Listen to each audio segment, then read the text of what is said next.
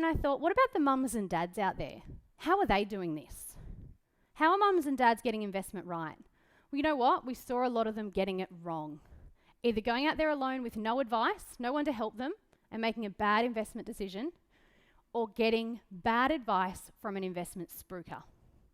And that was where my passion really kicked in to say, you know what? I want to help mums and dads now. I want to help everyday Australians build wealth through property. You've probably seen some of these stories in the media lately of the spruikers. I want you to understand what a spruiker is, what I term a spruiker or a shark, if you will. And don't get me wrong, there are some fantastic property firms and advisors out there. But this is the model that I struggle with. They come to you as your trusted advisor to give you investment advice.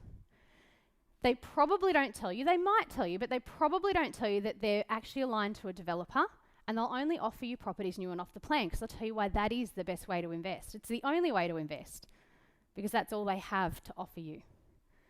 In the background, they're usually getting a $50,000 or $60,000 kickback from the developer to put the deal together. And often that's not even disclosed. To you, their services are free though. So then you've got to say, well, if they're not telling you there's a kickback and they're getting paid over here, but they're working for you over here, hold on, who are they actually working for? And then you've got to look at it and say, well, why is the developer giving away so much money? So the developer could sell either the new house and land package or the off-the-plan unit through a local agent for a 2% commission. So in most cases, that might be $15,000. So why is it that he's giving away $50,000 to an investment firm? It's because he's either oversupplied the market and there's not enough demand for it locally, which is fine. I have no issue with developers. That's their role, is to build and sell.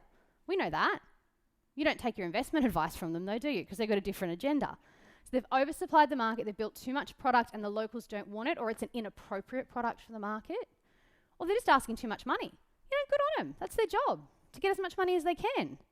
But do you want to be the investor paying $60,000 or $70,000 or $80,000 too much so the developer can pay the commission and still pocket the difference? It's just not the right answer for an investor. Oversupply is one of your single biggest risk factors for any investment. I want you to take that away today. It puts downward pressure on growth and downward pressure on values and downward pressure on rents. To get a good investment, you have to be in an area where there's scarcity. So if there's too much of a product, there's too much choice, that's not going to help your growth. I want to share a story with you about a spruiker where it all came unstuck. Not for the spruiker, but for, unfortunately, the investor. So this young lady came to me a while ago now, a few years ago now, and she'd bought an investment property through an investment firm. She didn't realise they were getting a big kickback. I think it was about 50 or 60 grand in this case as well from the developer. She bought this house and land package in the Hunter Valley. Everyone should know where that is. Everyone drink wine? Who drinks wine? Great, you've probably seen the Hunter Valley on a lovely wine bottle once in a while. So she was a little bit worried at the time. She raised her concerns with the investment firm about the mining in the area and said, well, I don't know if I'm comfortable with this area. They said, oh no, don't worry about it. The mining's like the icing on the cake, right? You've got the wineries, the tourism industry, the agricultural industry, and it's so close to the Central Coast and Newcastle that even if that doesn't go well, you've got employment everywhere. And the government is spending a fortune in the area with all this infrastructure. So if it's safe for the government to put their money into the area, it's safe for you. She was in her early 20s and she thought she was doing the right thing by getting advice. So she checked it out. She went online and looked at these government projects to make sure that she wasn't being lied to. Due diligence right there. The property she bought was $420,000. Let me start by telling you the infrastructure they're putting into the area were roads for the trucks. How much job creation do roads create long term? Zip. But she didn't understand that.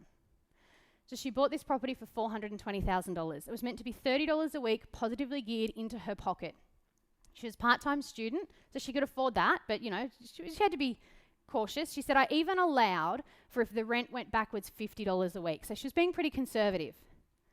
What she never allowed for was the rent going backwards $170 a week. after 6 months when the rental guarantee disappeared. She couldn't afford to keep it.